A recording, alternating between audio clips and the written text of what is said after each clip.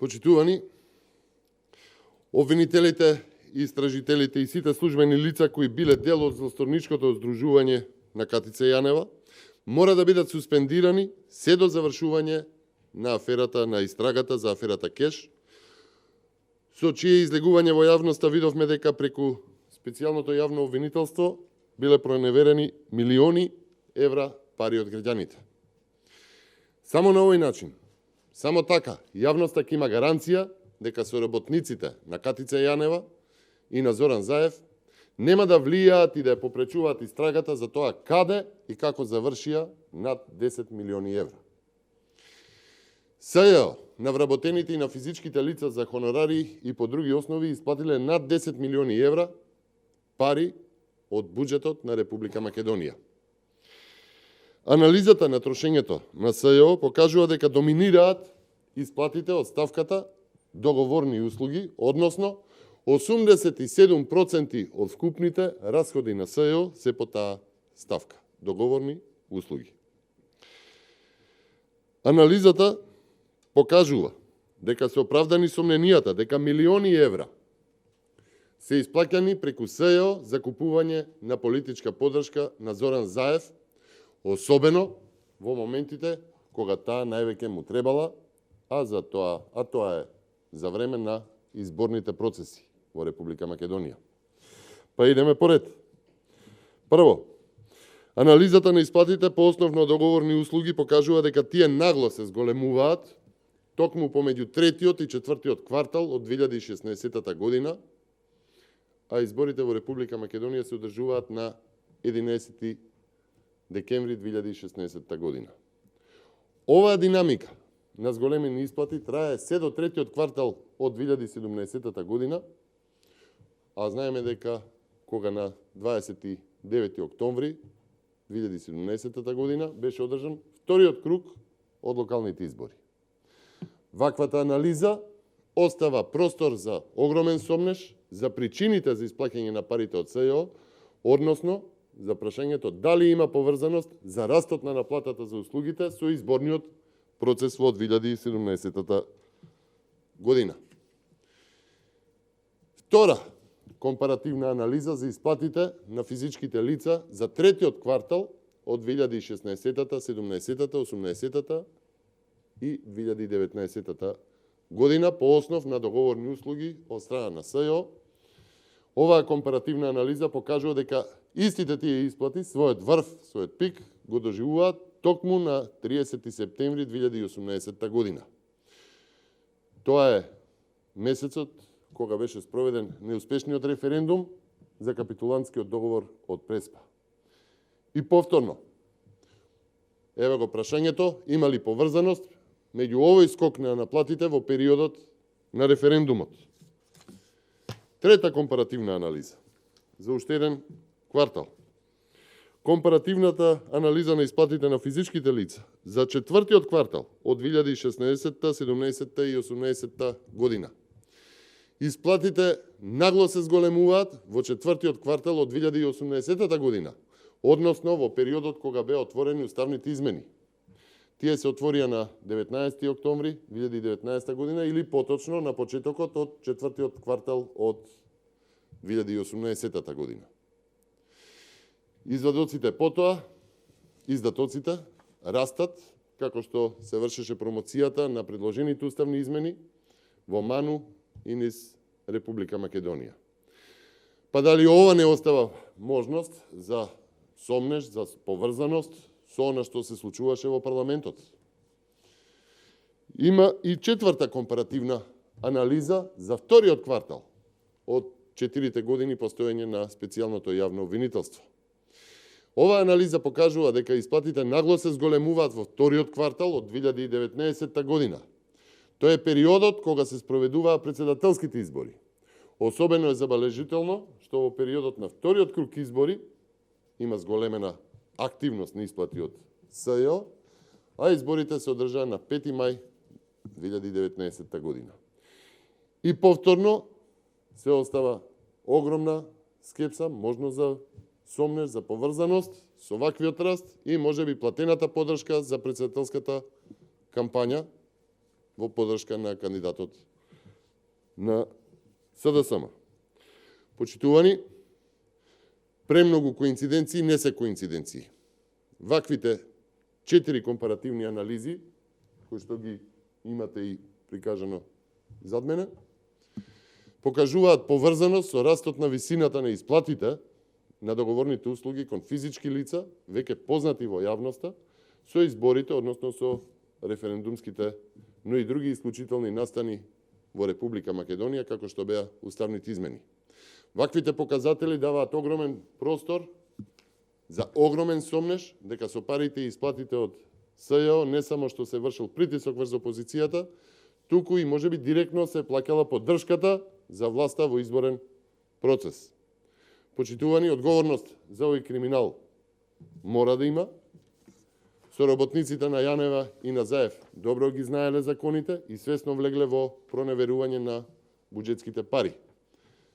Никој не е над законот, па ни Зоран Заев.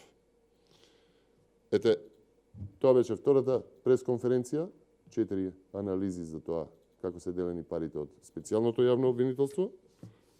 Имате ли прашања? Обвинителството за организиран криминал и корупција имаше увид во извршењето на беше во специјалното јавно обвинителство да провери како се потрошени тие пари. Дали очекувате од нив да се отвори некоја постапка? Па, јас сметам дека една ваква компаративна анализа апсолутно покажува поврзаност помеѓу процесите кои што се одвива во Република Македонија, особено во изборните процеси, и зголемената исплата на пари кон определени физички лица кои што се добро познати како поддржувачи на политиките на Зоран Заев и оние кои што влегува во кампања на Социјалдемократскиот сојуз во тие процеси. Имате ли други прашања? Функционери на власта се уште продолжуваат да кажуваат дека доколку има потреба заради НАТО, може да се одложат изборите. Ова вчера го кажа и министерката Шекеринска. Што доколку власта одлучува да ги одложува изборите? Дали имате конкретни чекови што ги? Па не верувам дека власта сама може да одлучи да ги одложи изборите. Секако тоа е се можно со власта на Зоран Заев. Меѓутоа, од друга страна, тоа само ја покажува паниката, стравот и она што значи реалност во нивните сознанија каква е состојбата и дека изборите ќе ги изгубат и тоа со огромно мнозинство. Почитувани, ќе искористам оваа прилика да го кажам и еден став кој што го имаме по однос на она што се случуваше со Уставниот суд и едно од прашањата, веројатно имаше некој од вас. Не, така, да. Ќе искористам и оваа прилика да го кажам ставот на ВМРО-ДПМНЕ по однос на отварањето на прашањето за амнестиите во Уставниот суд. Почитувани, криминалецот размислува криминално, тој што избегал од правдата на нечесен начин, со измама и со тоа дошол на власт, на ист начин, шверцерски, повторно ќе се обиде да ги измами граѓаните. Тоа е суштината на овој театар што го сервира деновиве Уставниот суд со темпирано отворење на иницијативата за разгледување на уставноста на член 11а од Законот за помилување.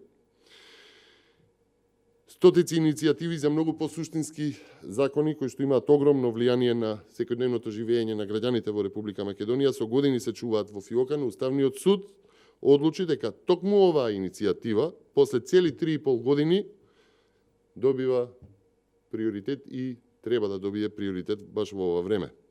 Гледаме дека дури и самиот подносител на оваа иницијатива е зачуден како уставните суди одлучиле да ја земат во работа токму неговата иницијатива, токму во овој момент, иако и самиот вели дека во исто време поднел 5 иницијативи.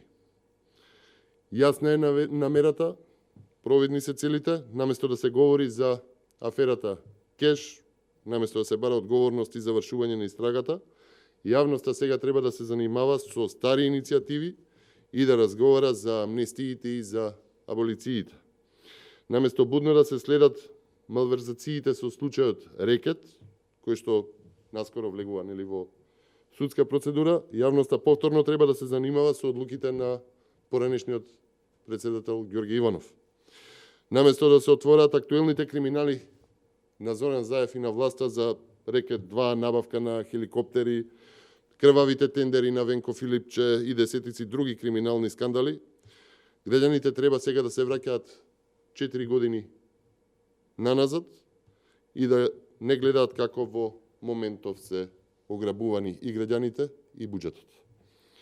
Политичката намера е премногу јасна. Одлуката на Уставниот суд да ја отвори иницијативата во овој момент е политичка, а не е правна. Јасен е и нарачателот кој што може да стои за таа одлука. Само на политичар кој што е аболициран за тежок криминал може да му текне да ја злоупотреби аболицијата во овој момент. ВМРО ДПМН принципиелно е против амнестии и против аболиции. ВМРО ДПМН нема да поддржи амнестии и аболиции, доколку Заев продолжи со неговиот план и ги разгневи граѓаните, ВМРО ДПМН ќе излезе со нив на протести. СДСМ поднесе до собранието предлог за автентично долгување членот 11 и пратеникот Костадин Костадинов ги повика пратениците од ВМРО ДПМН да се вклучат. Ќе се вклучат. Видете, театарот што го создава СДСМ е добро познат на јавноста. Сега треба да разговараме за нешто што поминало пред 4 години. Зошто не се поведе да се испита, да речеме, докаде е случајот, да притисне докаде е случајот, истрагите во обвинителството за сите оние криминали за кои што се поднесени обвиненија од страна на ВМРО ДПМН и од страна на граѓаните за актуелни случаи. Зошто не се поведе да се види докаде е случајот рекет 2 во обвинителството, докаде е крвави тендери, докаде е изборниот подкуп, докаде се сите оние поднесоци до таму, докаде е Леонардо, докаде е Тополки, докаде е ДКСК со истрагата за Глобал кој што сама го отвори за Зоран Заев. Не, треба да се зборува за нешто што може би повторно треба да се навраќа на аболиции, на нешто што се случило пред 4 години, а не за актуелната плячка што се врши, овој грабеж што се врши на буџетот на Република Македонија. Во врска со оваа нова афера која што ја презентиравте, имате документи, докази кои што ги поднеле до обвинителство? Молам, уште еднаш. За кеш? Не, за вирус, ако не се лажам. За вирус. Видете, секако дека доколку јавното обвинителство не повлече само дека ВМРО ДПМН ги поднесува иницијативите до обвинителството, но ќе повторам, оттаму нема никаква реакција за сите оние поднесоци што се од страна на опозицијата, иако тоа е дел од работата и од надлежноста на јавното обвинителство да повлекува подопрен глас по пресконференција да отвара истраги. Повелете? Конкретни имења за техничка влада? Не се уште. Се уште нема. И благодарам.